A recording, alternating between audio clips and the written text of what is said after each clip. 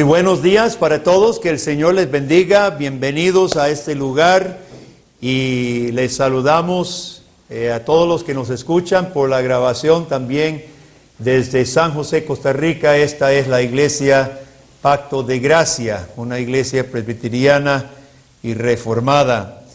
Hoy vamos a leer en Hechos capítulo 1 acerca de la ascensión de Jesús. Y luego vamos a buscar en el libro de Hebreos algunos pasajes que hablan de la interpretación teológica de lo que pasó cuando Jesús ascendió a los cielos. Hechos capítulo 1 tenemos el relato. Jesús había compartido durante 40 días después de su resurrección. Es bastante tiempo, más de un mes. Jesús anduvo con sus discípulos más de un mes, enseñando otra vez, más ahora a la luz de su resurrección, enseñando, aplicando para los discípulos todo lo que había acontecido. Y ahora viene el momento de su partida, que Jesús también en Juan 14, 15, 16, 17, Jesús había preparado sus discípulos para su partida. Entonces leemos Hechos 1:6. Entonces los que se habían reunido le preguntaron diciendo: Señor, ¿restaurarás el reino a Israel en este tiempo? Ellos están afuera en el monte de Olivos en este momento. Él les dijo: no os toca a vosotros saber los tiempos o las sazones que el Padre puso en su sola potestad. Pero recibiréis vosotros poder cuando haya venido sobre vosotros el Espíritu Santo. Y me seréis testigos en Jerusalén, en toda Judea y Samaria, y hasta lo último de la tierra. Y habiendo dicho estas cosas, viéndolo ellos, fue alzado y le recibió una nube que le ocultó de sus ojos. Estando ellos con los ojos puestos en el cielo, no se movían, ¿verdad? No podían creer lo que acababan de ver. Estando ahí viendo hacia arriba, entre tanto que él se iba, he aquí se pusieron junto a ellos dos varones con vestiduras blancas, los cuales también les dijeron, y casi siempre que estos varones en vestiduras blancas aparecen son ángeles, ¿verdad? Dios manifiesta a los ángeles de esta manera. Ellos dijeron: varones Galileo, ¿por qué estáis mirando al cielo? Este mismo Jesús que ha sido tomado de vosotros al cielo, así vendrá como le habéis visto ir al cielo. Y en pocas palabras está diciendo: póngase a trabajar. Jesús les dio tarea. No se queden aquí viendo hacia el cielo. Hay brete, hay trabajo que hacer. Nosotros muchas veces, hermanos, decimos una cosa, pero significa otra cosa, ¿verdad? Yo he notado mucho que las personas que dicen: es que yo soy muy sincera, realmente no quiere decir que son personas sinceras.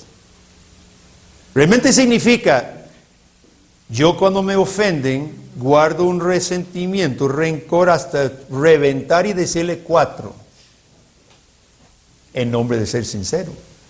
Eso no es ser sincero, eso es ser descontrolado más bien. Una persona sincera es ecuánima, es tranquila, sincera. Utilizamos una cosa, pero realmente la verdad es otra. Hay personas que dicen: es que yo soy muy espontáneo. A mí me gusta que las cosas se salgan nada más. Yo soy espontáneo. Y lo que realmente significa es que no planifican nada, son un desorden. Se la juegan. A veces sale bien, pero generalmente mal. En nombre de ser espontáneos. Espontáneo es que suena mejor, ¿verdad? O decimos: a mí me gusta soñar. Yo soy soñador. Yo soy idealista. Me gusta soñar con un futuro mejor. Soy un poco romántico. Lo que es la realidad es que son personas inestables. Hoy están arriba emocionadísimos y mañana deprimidos. Y esa montaña rusa es lo que vive. Ahora, cuando nosotros decimos: yo soy cristiano, ¿qué queremos decir? ¿Es lo que decimos la realidad o es otra la realidad? Cuando las personas dicen: yo soy cristiana, creo en Cristo solamente el domingo, y el resto de la semana, alguien que me observara no sabría que yo soy cristiano. No hablo como Jesús, no oro, no escucho su palabra. En el lugar de trabajo me comporto igual que todos los demás. Yo creo en Cristo, pero solo cuando estoy con cristianos. Cuando estoy con impíos, yo lo niego. Yo creo en Cristo, pero no me pregunte nada sobre mi amigo, porque casi no sé nada de Jesús. Lo único que sé es lo que he visto en las películas, en la televisión. Nosotros repetimos hace poquito el credo. Lo hacemos todos los domingos. Creo en Jesucristo, nacido de la Virgen María, padeció bajo Poncio Pilato, muerto, sepultado, descendió a los infiernos, al tercer día resucitó, ascendió, subió a los cielos y está sentado a la diestra de Dios Padre Todopoderoso. Esta semana pasada, nosotros acabamos de celebrar el día de la ascensión de Cristo, el jueves. ¿Sabe? No sé si una sola iglesia en Costa Rica hizo culto ese día. Yo cuando me crié, todos los días de ascensión hacíamos culto. Los jueves, es un jueves, después de Semana Santa, domingo de resurrección, 40 días siempre cae un jueves. Es un día que la iglesia ha olvidado. Nuestro catecismo de Heidelberg, en las preguntas 49 y 50, tienen unas verdades profundísimas en cuanto al significado de la resurrección de Cristo. Y le dejo de tarea, puede en casa repasar las preguntas 49 y 50. Pero si yo le preguntara, ¿cuál fue la obra más importante de Jesús? ¿Su nacimiento? ¿Su enseñanza? ¿Su crucifixión? ¿Su resurrección? ¿O su ascensión? ¿Cuál diría usted que era la más importante? Es una pregunta trampa. No se puede escoger, todas son importantes, pero ninguna de las anteriores tiene relevancia, tiene significado, tendría poder sin la ascensión. La crucifixión de Cristo sin la ascensión en gloria, donde presentó su sacrificio ante el Padre, no tendría validez, hermano. La resurrección de Cristo sin su ascenso al Padre para tener dominio hasta poner todo enemigo bajo sus pies, no tendría eficacia. Sin la ascensión de Jesucristo, hermano, toda su obra anterior no tiene validez. ¿Y cómo es posible que la iglesia cristiana se olvide, ignore tan semejante evento en la salvación de nosotros de parte de Jesucristo, hermano? No es posible. Hoy vamos a hablar de la ascensión de Jesús y solo vamos a ver dos puntos. Hay muchos y solo va a dar tiempo para ver 2 puntos. Número 1, Jesucristo ascendió para resolver nuestro problema más básico. ¿Cuál es su problema más básico? No es falta de plata. Nuestro problema más básico es nuestra culpa ante Dios. Chicos, niños, ¿cuál fue la cosa más peor? Eso es mala gramática, ¿verdad? ¿Cuál fue la cosa más peor que usted jamás ha hecho? ¿Cuál fue el pecado, la obra, la peor cosa que usted hizo? ¿Sabe? Pensando en lo peor que usted hizo, la Biblia dice que la cosa es peor todavía.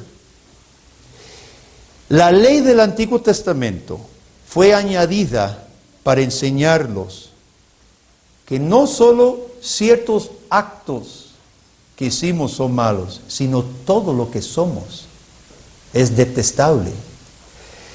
Y yo como pastor le digo sinceramente, hermanos, hay muchos cristianos que no están muy interesados en conocer a su Dios. Porque Dios ha dado el Antiguo Testamento para conocer a Cristo.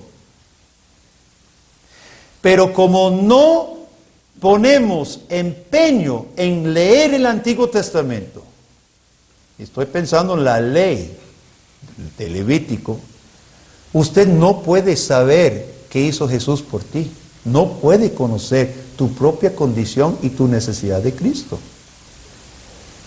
Y ese es el gran problema de mucha iglesia, que solo explica unos cuantos parábolas del Nuevo Testamento, sin enseñar la Biblia entera.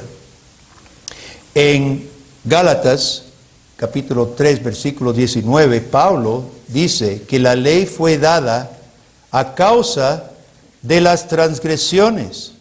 Y luego dice, en versículo 22 a 24, la Escritura lo encerró todo bajo pecado, para que la promesa que es por la fe en Cristo fuese dada a los creyentes. Pero antes que viniese la fe, estábamos confinados bajo la ley, encerrados para aquella fe que iba a ser revelada. De manera que la ley ha sido nuestro ayo. ¿Sabe qué es un ayo? Es la maestra estricta antes pegaba un reglazo, ¡pum! Yo no sé los viejos aquí si alguna vez le dieron un reglazo. ¿Alguno? ¿Don Mario? Sea sincero, ¿don Mario le dieron algún reglazo? A doña Leti le daban. Leti se portaba, a mí me dieron también.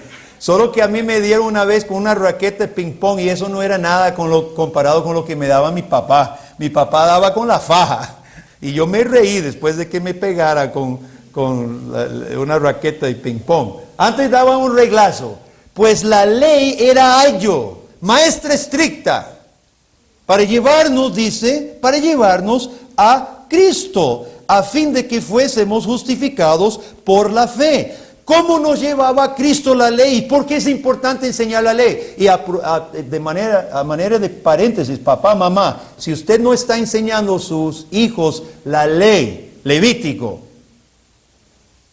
no esperen que sus hijos tengan temor.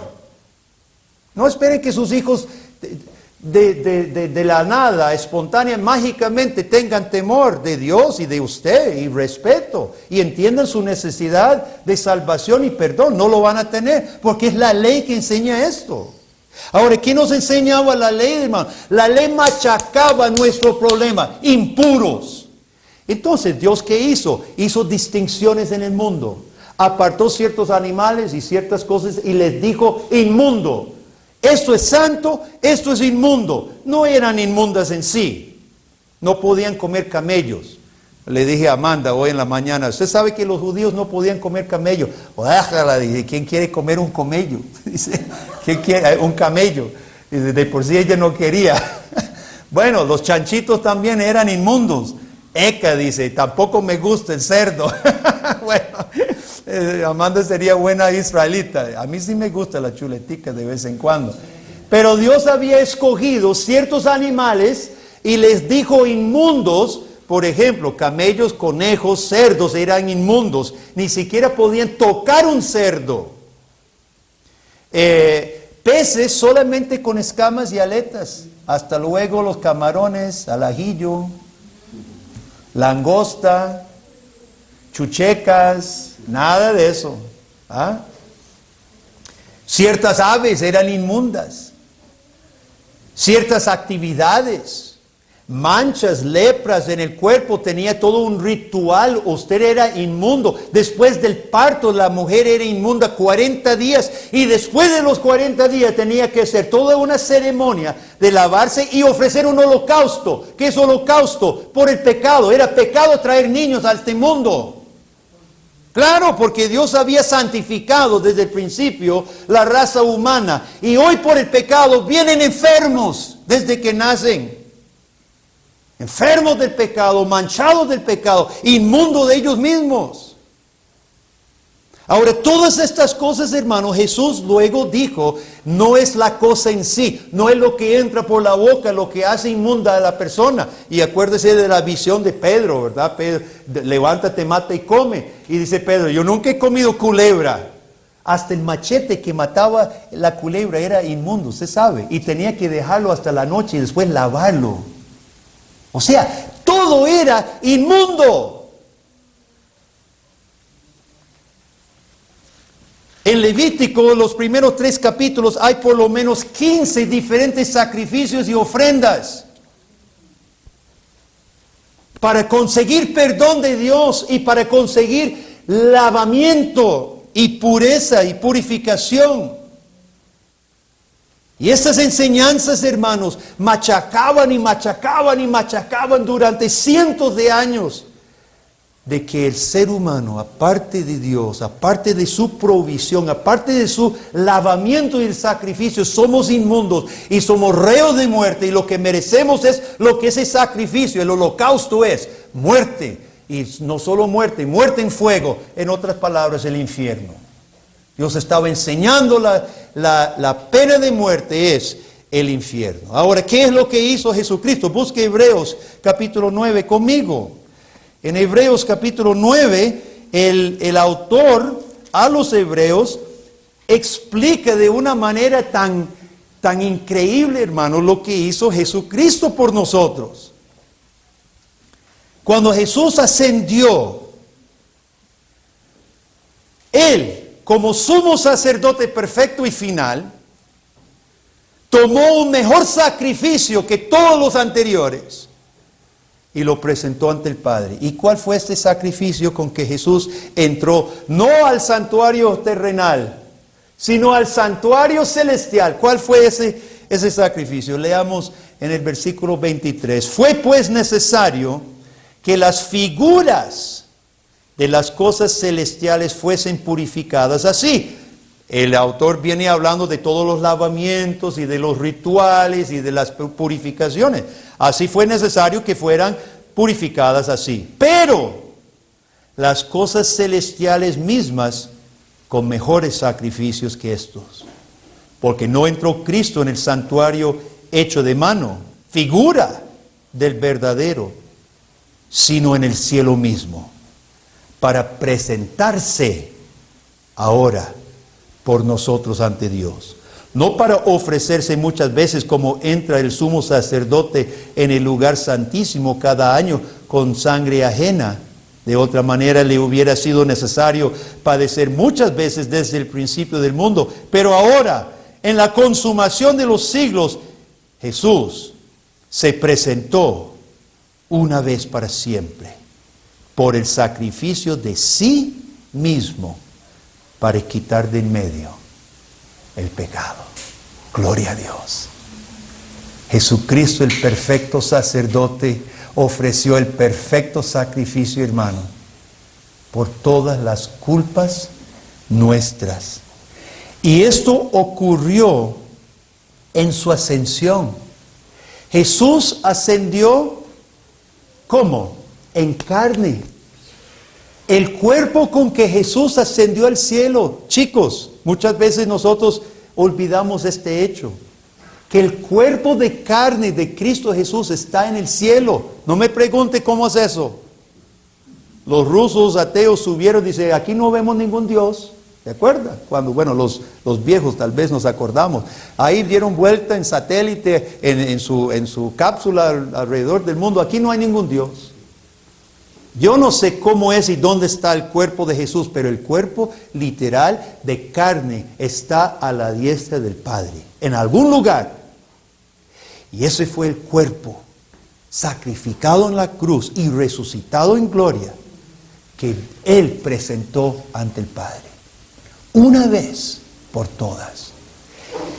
Esto, hermanos, fue una de las razones porque en el siglo XVI expulsaron a los reformados, a los protestantes de la iglesia de Roma. Había desarrollado, no era así desde el principio, pero había desarrollado la teología de la misa, un sacrificio incruento que se debía repetir, y cada misa es un sacrificio de nuevo. Y Martín Lutero, Juan Hus y Calvino y otros dijeron, pero la Biblia dice que Jesús ofreció un solo sacrificio perfecto, para siempre, una vez por todas. Y dijeron, no, pero no es así. y se tuvieron que partir camino. Hermanos, nosotros creemos que el sacrificio de Cristo puso fin a los anteriores. Para siempre, porque es un sacrificio perfecto ofrecido una vez para siempre. Ahora la pregunta es, ¿usted cree en Jesús? ¿Usted cree en este Jesús?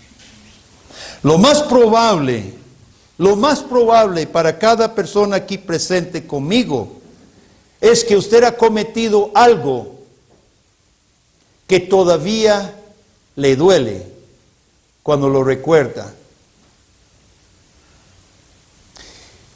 Y aún más, cuando comparamos lo bueno que es Dios, lo paciente que es Dios, lo misericordioso que es Dios, lo grande que es Dios, lo hermoso que es Dios, y lo comparamos con nuestra falta de gratitud, cuando lo comparamos con nuestro mal agradecimiento, más nos duele. Y ahora, viendo la enseñanza de la ley, entendemos no solo aquello que usted hizo o que yo hice, no solo aquello, sino todo nuestro ser es detestable. Somos impuros, no hicimos lo impuro, somos impuros. Pero Jesucristo entró al santuario celestial para lavar todas nuestras inmundicias para siempre. Amén. Para siempre. Para pagar toda nuestra culpa. Vea versículo 14 del capítulo 10. Hebreos 10, 14. Porque con una sola ofrenda hizo, ¿qué? Perfectos para siempre a los santificados. Cuando Jesucristo entró al santuario celestial ante su Padre, hermano, por los que creen en Él, ofreció el perfecto sacrificio para siempre. Hizo perfectos ante los ojos de su Padre. ¿Creen en ese Jesús? ¿Cuántos quieren creer en ese Jesús? Los versículos 19, bajemos en capítulo 10. Oiga la invitación que hace nuestro Padre con base en esta gran verdad. Así que, hermanos, teniendo libertad para entrar en el lugar santísimo por la sangre de Jesucristo, por el camino nuevo y vivo que Él abrió a través del velo, esto es de su carne, y teniendo un gran sacerdote sobre la casa de Dios, oiga, acerquémonos con corazón sincero, en plena certidumbre de fe, purificados los corazones de mala conciencia y lavados los cuerpos con agua pura. Mantengamos firme, sin fluctuar, la profesión de nuestra esperanza, porque fiel es el que prometió. Y considerémonos unos a otros para estimularnos al amor y a las buenas obras, no dejando de reunirnos como algunos tienen por costumbre, sino exhortándonos, y tanto más cuanto veis que aquel día se acerca. Dios nos invita a acercarnos en plena certidumbre de fe, hermano. ¿Qué es plena certidumbre? Plena certeza, sin dudar, sin cuestionar, sin dudar de que vaya a ser cierto. Acérquense, dice Dios, en plena certidumbre de fe, lavada las conciencias y los cuerpos. Qué hermoso es el Evangelio. Saber que podemos acercarnos ante Dios, hermanos, en Cristo Jesús, siendo lavados todos nuestros pecados pasados y futuros. Y dice, mantengamos firmes sin fluctuar la profesión de nuestra esperanza. Hermanos, el cristiano lavado por Cristo tiene el poder de Cristo en él para mantenerse firme. Puede apartarse del pecado. El pecado ya deja de tener la ilusión que antes le tenía. Y no solo eso, sino su vida ya no es aquella montaña rusa que solemos practicar, ¿no? Una montaña rusa emocional, espiritual. No, manténgase firme, mantenga firme su profesión. ¿Por qué? ¿Con base en qué? Uno dice, pero es que yo no puedo. Un día estoy bien, otro día me siento mal. No, vea el resto del versículo. Porque fiel es el que prometió. Tu estabilidad y tu firmeza no se basa en usted, mi hermano. No se basa en cómo usted amanezca. Se fundamenta en Dios, que es fiel, que Él prometió. Así que tenemos un evangelio tremendo, hermoso, y todo porque Cristo ascendió. Y Cristo entró al santuario celestial. Cristo, el perfecto sacerdote, ofreció el perfecto sacrificio una vez por todas. Reciban a Cristo, recibamos a Cristo, creamos en este Cristo el perfecto sacrificio por nosotros, que vino a causa de su ascensión. Segundo beneficio, entre muchos de los beneficios de la ascensión de Cristo, en capítulo 1 del mismo Hebreos, hay muchos pasajes, hermanos, que confirman esta misma cosa. Simplemente como estamos en Hebreos, vamos a leer versículo 3. Está hablando de Jesús. Capítulo 1, versículo 3, está hablando de Jesús, el cual, siendo el resplandor de la gloria de Dios, la imagen misma de su sustancia, y quien sustenta todas las cosas con la palabra de su poder, habiendo efectuado la purificación de nuestros pecados por medio de sí mismo, se sentó a la diestra de la majestad en las alturas. Ascendió y se sentó a la diestra de la majestad en las alturas. Y versículo 13 está contestando ahí que si Jesús es un ángel o mejor que los ángeles. Y dice el autor en versículo 13, ¿a cuál de los ángeles dijo Dios jamás, siéntate a mi diestra hasta que ponga tus enemigos por estrado de tus pies? Citando el Salmo 103. Este está en el Salmo 110. Hermanos, al ascender, Jesucristo recibe dominio de su Padre. Eso es otra faceta de su ascensión. Ustedes saben que los reyes en el Antiguo Testamento y me imagino en toda parte, cuando ya están ancianos los reyes ponen a su hijo, al príncipe, y lo sienta a su mano derecha para irlo adiestrando para que gobierne cuando muera. Y cuando muere el rey, asume el trono el hijo. Pues no va a morir el padre, pero ha sentado a Cristo a su derecha para reinar por Él en la tierra. El Padre le ha concedido a Jesucristo dominio pleno. Obviamente en la salvación el Dios Trino opera, Padre, Hijo, Espíritu Santo. Aquí no hay confusión de operaciones de personas. Pero la Biblia enseña que el Padre le ha otorgado a Cristo el dominio en la tierra hasta que todos los enemigos de Dios sean puestos bajo sus pies. Ahora, estas son malas noticias para los que no creen en Cristo.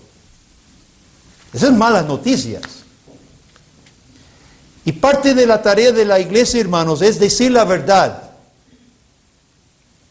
Nosotros no conocemos los planes de Jesús y el por qué Él permite muchas veces que los enemigos de Él prosperen. Nosotros no sabemos el por qué. Si lo permite, lo vemos en el mundo.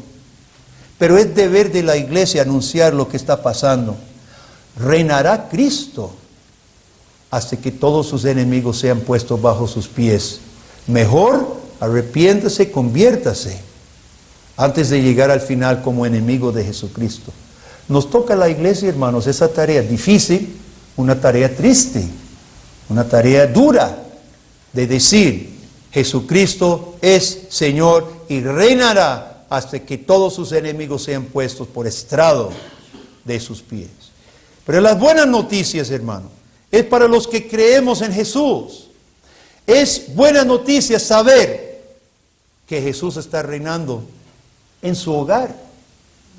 Usted sabe, esta semana no sé quién me pasó, varios, no sé si fue Eric o Mario o quién, me pasan cosas de acontecimiento en Costa Rica. En CR hoy hay un artículo que dice que solamente el 30% de los hogares en Costa Rica son, no dicen normales, dice tradicionales, papá, mamá, hijos. Solo el 30%. Y dice esta socióloga que existen 50 modelos de diferentes familias. Ahora, yo ni creo lo uno ni lo otro. Yo no creo que solamente un 30% tiene papá y mamá en la casa. Menos creo que hayan 50 diferentes formas de formar una familia. Eso es un absurdo. Lo que pasa es que los sociólogos y los psicólogos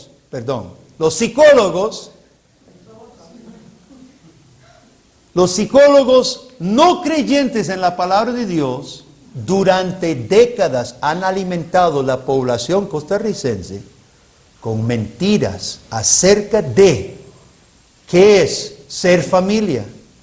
Hoy estamos experimentando una olada fuerte. Yo pongo Radio Universidad de las mañanas que estamos en la imprenta. Mire, no he oído nunca un programa en defensa de la familia tradicional, pero he escuchado montones de veces todo lo contrario.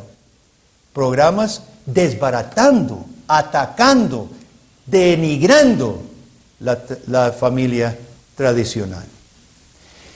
En Costa Rica los psicólogos y sociólogos han vomitado un chorro de mentira, de modo que sí, la familia ha sido afectada, sí ha aumentado los divorcios, sí ha aumentado muchos problemas en el hogar, porque muchos han prestado oídos a mentiras dañinas, dañosas.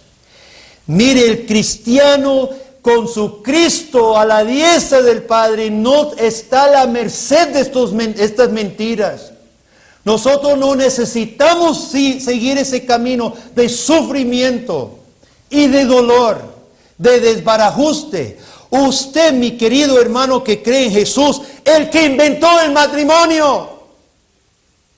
Jesús el que inventó la familia. ¿Quién inventó todo esto? ¿Quién inventó el amor conyugal, hermano? ¿Quién inventó hijos si fue Dios y Jesús? Usted no necesita escuchar los mentirosos que nada saben de eso, mucho menos lo inventaron ellos. ¿A quién va a creer? Nosotros no tenemos que seguir patrones viejos nuestros, inclusive del pecado del viejo hombre. Nuestro Jesús está en gloria. Nuestro Jesús resucitó y ascendió. Nuestro Jesús está gobernando y está en nuestras vidas. No tenemos, hermano, no tenemos por qué sufrir las consecuencias de las mentiras. Rechacemos eso, creamos en Cristo y cambiemos esas cosas, hermano. Prestemos oídos sordos a aquellos que solo mentira y daño van a hacer en el trabajo. Pensemos en Cristo, el Señor del trabajo. Como Cristo tiene control sobre todo el mundo, que incluye su trabajo, esto me libera de un montón de estrés. ¿Cuántos experimentan estrés en su trabajo? No, perdón, debería de darle vuelta al trabajo. ¿Quién no experimenta estrés en su trabajo? Tal vez más mejor. Todos nosotros experimentamos presiones en el trabajo. Claro, estamos bajo la maldición de Dios. Esto no se va a quitar hasta el final, cuando Dios nos lleve a una nueva tierra. Pero una cosa es el estrés normal de vivir en un mundo caído y otra cosa es estrés y tensiones creadas innecesariamente. Ahora, el cristiano, salvo en Cristo, hermanos, en el lugar de trabajo, está libre para servir a Cristo bien, tranquilo, sin tratar de resolver todas las injusticias en la empresa. Que muchas veces nosotros creemos que somos Dios, hay que resolver las injusticias y las anomalías y los problemas y nos afligimos y nos estresamos y nos quejamos y renunciamos. ¿Usted cree que Cristo está reinando? El cristiano creyente en el Cristo ascendido es un trabajador bueno. tranquilo porque sabe que hay otro rey gobernando todas las cosas. Es un trabajador honesto. Cree que gran ganancia es la piedad con contentamiento. No es un serruchapisos. No es un quejoso. Felizmente toma de lo poco que Dios concede en el pago y diezma en la iglesia. Y sabe que esa partecita es inversión en la eternidad. En el trabajo, hermanos, afecta mucho que nosotros entendamos y creamos que Jesús es Señor. Y hablemos de la iglesia finalmente. El creyente en Cristo, el Cristo ascendido, entiende que la iglesia es el medio principal por el cual Cristo lleva a cabo sus planes en esta tierra. Tal vez no es casualidad que este libro de Hebreos, que habla mucho de la exaltación de Cristo, de la ascensión de Cristo, no es casualidad que sea el único libro del Nuevo Testamento que dice no dejen de congregarse. ¿Sabe? No hay otro texto en todo el Nuevo Testamento que lo dice, solamente 10:25. No dejen de congregarse como algunos tienen por costumbre. ¿Por qué? Porque sabemos que es la iglesia, que el Cristo ascendido, es a través de la iglesia que Cristo está haciendo su obra de salvación, conversión y santificación en la vida de su pueblo. Hermanos, podemos entregarnos a la obra de la iglesia del Señor. Y quiero hacer una pregunta para usted. ¿Es la iglesia simplemente otra actividad aislada el día domingo? De lunes a sábado, tal vez recuerda la iglesia porque le suena el WhatsApp que alguien puso una alabanza, pero nada más. Eso todo, la iglesia, eso todo es tal vez poner ¿verdad? Pura vida para los que dicen alguna cosa. Eso es todo lo que es la iglesia para usted. Para usted es más importante el trabajo, el estudio, el ejercicio físico, la recreación. Y voy a la iglesia cuando no haya otras interrupciones. A la luz de la eternidad, cuando estemos en gloria, yo sé que más de un cristiano va a decir, y espero que no sea ninguno aquí que me lo venga a decir allá en gloria, ¿cómo es posible que yo fuera tan ciego, tan torpe, tan tonto, de colocar cosas pasajeras por encima de la gloriosa obra eterna de Dios que era la iglesia allá en la tierra? Yo espero que no seamos ninguno de nosotros aquí, hermano, que allá en la gloria me llegue a confesar.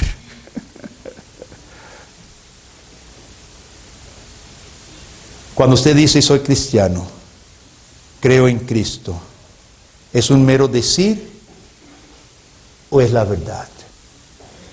¿Cree usted en el Cristo que ascendió y presentó el sacrificio perfecto ante el Padre, quitando toda su culpa? ¿Cree usted en el Cristo que vive y reina de modo que los suyos están firmes? Porque el que prometió es fiel.